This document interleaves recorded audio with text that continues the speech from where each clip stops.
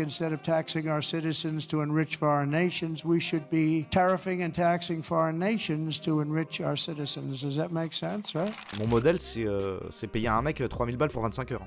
Parce que je crois aux 25 heures, moi. Au-delà de 4000, on a décidé d'avoir un plafond tous les deux. 1 euro au-dessus de 4000 euros net, ça va dans une caisse commune, simulée, par le biais d'une entreprise ou non, on verra selon les fiscalités. Et en fait, c'est du réinvestissement.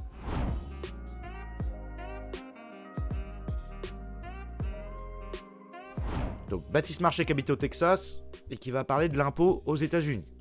Bon, il y a plusieurs États, dont ici, où il n'y a pas d'impôt sur le revenu sur les salariés, sur les privés. Pour l'État. Mais je parle de fédéral.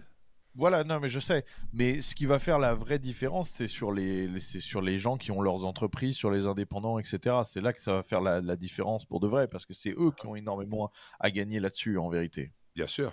Ben, comme ce que tu fais, toi. Toi, tu es un indépendant, tu fais des choses, etc. Ben, d'un seul coup, si tu as cet excès d'argent, et chaque personne, c'est ce que les gens ne comprennent pas par rapport à un entrepreneur, c'est qu'un entrepreneur, il fait des choses parce que ça lui plaît. Ce qu'il fait lui plaît d'abord. Toi, tu aimes bien accueillir des gens, etc. Et ça te plaît de voir leur réaction. Et si d'un seul coup, tu as un peu d'argent en plus, bah, tu vas remettre cet argent pour faire encore plus bien plaisir. sûr. Non, mais ça c'est évident. Je pense que ça, enfin oui, c'est vrai que des fois, c'est peut-être obligé de le rappeler, mais c'est vrai qu'on est obligé de rappeler que oui, tout cet argent qui nous est pris pour les taxes, etc., c'est de l'argent que tu ne peux pas réinvestir. Oui. C'est évident. Moi, je vois la différence. Oui, parce que c'est vrai que les gauchistes, comme par exemple Padurin, qui passe son temps à emmerder Baptiste Marchais, à faire des vidéos sur lui, il n'arrête pas, les gauchistes et lui, n'arrêtent pas d'emmerder les gens comme Baptiste Marchais ou moi, ou n'importe qui, en disant ils veulent plus d'argent. Ça ne veut rien dire, vouloir plus d'argent. Nous, avec Pierre, quand on aura enfin suffisamment d'argent pour avoir la subsistance puis un peu de confort, en fait, on a déjà préparé qu'à partir d'un certain niveau de revenu, donc ce sera 3005 net ou 4000, mais en vrai, à partir de 4000, on investit déjà, mais on investit de nos poches. Nos salaires personnels, parce que, en fait, là, on est à 2003, 2006 selon les mois. Le jour où on monte à 3005, on a déjà un budget de nos poches qu'on va investir dans de la production ou de l'achat d'outils, etc. Mais bon, ça nous concerne. Au-delà de 4000, on a décidé d'avoir un plafond tous les deux. Le revenu, 1 euro au-dessus de 4000 euros net, ça va dans une caisse commune, simulée, par le biais d'une entreprise ou non, on verra selon les fiscalités. Et en fait, c'est du réinvestissement. Directement dans des locaux à louer, des mecs à payer. Si un intervenant, on a envie de lui filer un billet de 50 euros pour qu'il nous fasse un jeu de rôle ou n'importe quoi. Donc, c'est ce qu'on a décidé. Hein. Parce que, comme je vous dis, de 2000 à 4000, on a déjà un budget réinvestissement parce qu'on paye déjà les outils, les abonnements, les machins comme ça. Donc, on a déjà le budget réinvestissement. Mais il est limité parce qu'on n'a pas la subsistance nécessaire, je veux dire. Donc, en effet, il faut le rappeler à des mecs de gauche qu'en fait, si on veut plus d'argent, c'est pour avoir plus d'investissement. Et dans investissement, il y a payer des mecs. C'est-à-dire créer des salaires, en fait. Et ça, ils comprennent pas. Donc, il faut le redire. Parce qu'on paye un impôt de taxe, etc., c'est de la consommation en moins. C'est de la consommation en moins, c'est du réinvestissement. C'est du salaire en moins, en fait. Qu'on te prend trop... Oui, c'est ça, c'est ça. Oui, genre, t'es à 2005, t'es déjà riche, tu vois. J'ai pas d'appartement, moi. Ce que je payais en France et ce que je paye ici, qui est considérable, c'est de l'argent que j'ai entièrement réinvesti et qui m'a permis de me développer, etc., d'embaucher plus de monde, d'avoir plus d'équipement, plus de matériel. Et c'est évident, et si j'avais encore plus, bah, je ferais encore plus.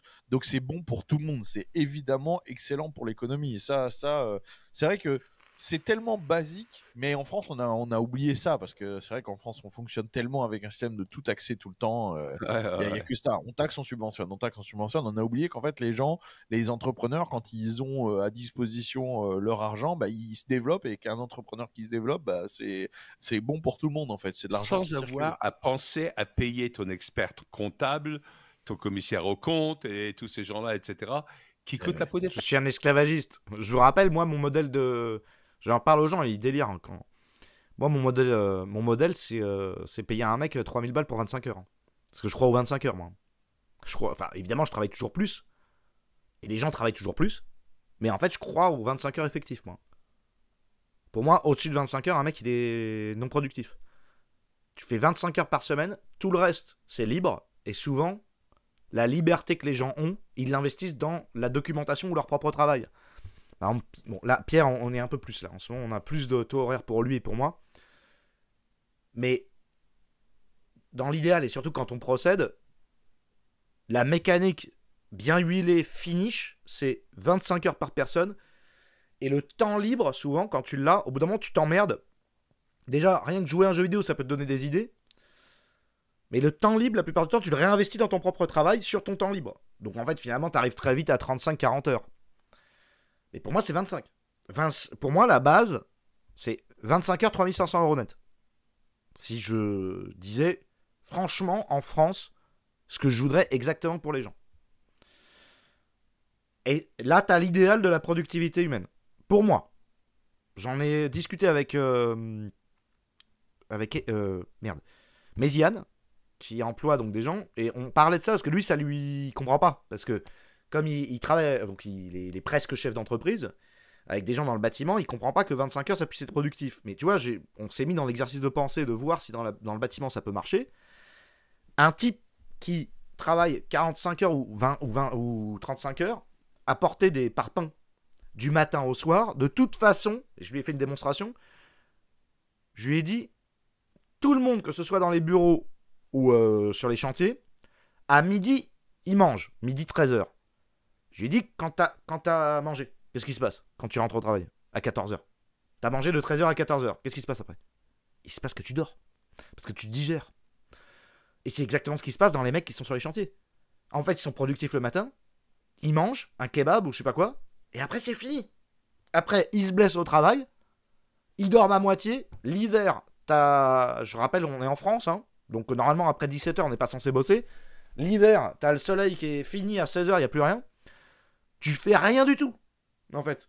Donc tu payes des types à se blesser ou à dormir à moitié sur leur chaise. À quoi ça sert? Tu les fous à 25. Tu fous toute une entreprise à 25 heures.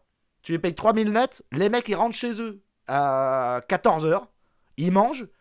Ils profitent de leurs enfants. Ils regardent plein de trucs, des documentaires, des machins. Les types, ils reviennent sur le chantier. Ils ont des idées, en fait. Comprenez le truc? Alors, là, c'est du gauchisme absolu. Ah, Teddy Boy, c'est un gauchiste. Oui, oui, oui, oui. Alors après, je sais que moi, je suis à 45 heures. J'ai fait des 80 heures. J'ai fait du 50. Mais la vérité, au bout du bout, c'est que c'est quand c'est possible de le faire et que tu as envie de le faire. Sur le plan salarial, ça sert à rien. J'ai lu ça dans un livre de méta-éducation. À partir de 30 heures de travail, le niveau de production baisse de 40%. Mais complètement. Mais quand tu regardes tout ce qui est PNL, regardez n'importe quel livre de développement personnel qui parle du patronat. En fait, il te parle d'avoir des temps d'aménagement, de réflexion, de repos et compagnie. L'hyperproductivité n'est jamais une valeur dans le domaine de la neuroscience. Je veux dire, jamais un livre de neurosciences te dira « Ouais, il faut aller jusqu'à 80 heures. » T'es mort à 80 heures, ça sert à rien. Sur mes chantiers, je faisais 8 heures, 13 heures sur 6 jours hyper efficaces. Voilà, c'est ça. Je vois l'idée des 25 heures, c'est un peu difficile à adopter pour des vendeurs, par exemple. On s'en branle des vendeurs. Ils servent à quoi, les vendeurs? Il n'y en a plus, des vendeurs. Il n'y a plus rien dans les boutiques, Rémi. Il n'y a plus rien dans les boutiques. Parce que il n'y a plus personne. D'ailleurs, ils sont tellement mauvais, les vendeurs. Parce qu'ils n'ont pas le temps. Ils sont 8 heures, 18 heures debout. Ils n'ont pas le droit au téléphone portable. Donc, en fait, ils ne se renseignent pas. Quand ils font rien, on leur demande de laver les rayons alors qu'ils sont déjà propres. Alors qu'ils devraient passer une après-midi à se documenter. T'arrives, il ne sait rien du tout. Et en fait, tu regardes sur Amazon. Il n'y a pas de vendeurs. C'est de la merde, les vendeurs. Ça sert à rien. Les vendeurs, faudrait qu'ils s'y connaissent. À la limite, tu veux payer les mecs 35 heures, 35 heures. Tu leur fais 20 heures de présence sur l'entreprise. Et tu leur payes 15 heures par jour à être devant l'ordinateur et à se documenter sur YouTube. Et là, t'auras des vrais vendeurs, tu vois. Ou un vendeur déjà de montres de luxe. Normalement, il devrait avoir lui-même fabriqué des montres au moins une fois dans sa vie, quoi. Donc bref. 25 heures par semaine, je produis un jeu vidéo à côté. Mais exactement. Exactement. Tu payes un mec 3000 balles, 3500 net pour 25 heures de travail. Les types, ils auront tellement de fric qu'ils vont créer des automobiles volantes sur leur temps de loisir, en fait. C'est tout ce qui va se passer. Prenez les meilleurs, vous les foutez tous à 25 heures. 3500 euros de salaire, ils dépensent 1500, il reste 2500, une fois qu'ils ont fini de boire des bières. Tout le reste, ça va dans la construction de bâtiments communs. 2000... Non, il reste 2000 de loisirs, pardon. Bon, avec les bières, etc., bon, il reste 500 balles. Vendeurs discutent entre eux, oui, d'accord. 25 heures par semaine, histoire de voir les gosses. Mais oui, aller au musée, monter des associations, c'est ça, en fait. Au-delà de 25 heures, tout le monde devient débile. Pareil, je suis pas formé à mes produits, bien sûr. Et en plus, ils veulent me faire des e-formations en dehors des heures de taf. Voilà, alors, t'es à 35-40 heures, et derrière, on te dit, monsieur, il va falloir vous former sur votre temps de loisir. Mais j'ai plus de temps de loisir, espèce de connard. Tu sais, t'as envie de dire ça. C'est débile. Tu me vends du rêve, t'es dit, perso, j'essaierai d'aller dans l'associatif des trucs de geek. Mais bien sûr. Le concept, ce serait vraiment l'équité totale entre l'hyper extrême gauche qui veut payer à rien foutre et l'hyper droite qui veut foutre les gens à 80 heures, quoi. Mais bon, après, c'est un fantasme. C'est juste que sur une boutique ouverte de 10h à 18h, tu es obligé d'embaucher. Je te rappelle qu'il y a je sais pas combien de millions de chômeurs. Donc tu fous deux chômeurs à 25 heures plutôt que 1 à 40 heures. Au lieu d'épuiser un mec, t'en prends 2. Alors évidemment, ça coûte cher, mais ça fait du... Après, c'est le mécanisme, c'est L multiplicateur. Tous les types, ils sont à 3005 pour 25 heures. Ils ont la moitié de leur journée pour aller les dépenser, le fric. Donc en fait, tu vas faire exploser littéralement la consommation. Mais bon, ils sont à 25 heures. Du coup, ça leur évite le soir, après 40 heures de travail, de commander des merdes sur Amazon. Parce que je vous rappelle que pourquoi il y a une explosion des livraisons de courses et des Amazon, c'est aussi parce que les gens n'ont pas le temps d'aller dans les boutiques. T'as pas le temps. Tu vas le week-end, il y a trop de monde. Tu les mets à 25 heures, ils ont leur après-midi de libre, ils peuvent aller dans les boutiques, du coup les boutiques elles vont fleurir. Les bars, les boutiques, les restos. Ça va pousser. Les grands-mères, tout le monde va s'en occuper parce que tout le monde est à 25 heures et bien payé. Donc les grands-mères, c'est fini pour les EHPAD à crever toutes seules. Enfin, un délire. Je dis ça, même sans impôts. Même sans baisser les impôts. Question de pro, un endroit dans le monde où votre idée est en place. J'en sais rien. En tout cas, en Allemagne, ils ont fait ça pour les gosses. Et au Japon aussi. Les gamins, c'est le matin, ils bossent, et l'après-midi, ils ont des activités scolaires. Et ça fait des années. Et ça fait des années qu'en France, on choisit de mettre les gamins de 8h à 18h assis sur la chaise à faire des cours d'histoire géo à 18h. Faudrait aller voir, j'ai pas envie, vérifier les stats d'intelligence à l'école entre l'Allemagne et le Danemark et la France. Ce qui est certain, c'est que la France, ils maîtrisent pas l'orthographe. Peut-être qu'en Allemagne, ils le maîtrisent mieux. Donc, sur le plan de l'éducation, ça a l'air de fonctionner. Donc, pourquoi pas sur le travail. Voilà, exactement, les magasins sont ouverts sur des horaires de bureau, c'est inutile. Mais c'est pareil pour l'administration, en plus. Tu l'as fait quand, ton administration? Le cours de maths à 17h, c'est le folklore, je peux vous le dire. Mais bien sûr, mais c'est délirant. Mais moi, j'avais des cours de fac de 18h à 20h. Les trucs les plus difficiles. Histoire de la littérature. Du Moyen-Âge. Quand les types, ils nous tapaient de la... Comment c'était ce truc? J'ai encore les bouquins de l'étymologie de pointe. Mais un truc de malade, ça s'appelait linguistique, je sais pas quoi, étymologique. Où il fallait apprendre des X et des Y en littérature, des trucs, t'as jamais vu ça? Ils le foutaient à 16h. Entre deux cours, ils avaient mis le truc. Dans la journée la plus blindée, ils avaient mis le truc le plus complexe à la fin. Il n'y a aucun sens de l'optimisation. Ni sur le plan du travail, ni de l'éducation, rien du tout.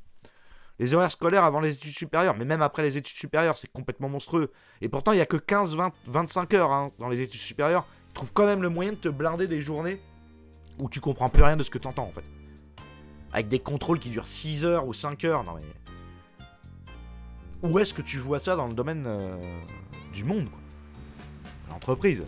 Parce que même si c'est pas directement lié, il y a toujours on voit toujours les changements, nous qui avons les prix en direct vraiment qui changent. C'est vrai qu'on se ressemble quand même. C'est abusé. À l'époque, c'est vrai qu'on a les... J'ai pas exactement les mêmes oreilles, mais regarde, là il prend un peu de gras en dessous, là. On a la même manière de prendre le gras. C'est juste que j'ai moins de poils, je suis moins viril, quoi. Mais on a les... Si je grossissais, j'aurais pareil ici, là. Le nez, le mien est un peu moins rond, lui il est un peu plus marqué. Mais en fait, on a les tempes comme ça qui grossissent et tout. C'est vrai que c'est hardcore. En plus, là, maintenant, il a la casquette, surtout l'implantation des cheveux, quoi. Là, c'est abusé. Quand il est arrivé dans le game, tout le monde a dit c'est Teddy Boy.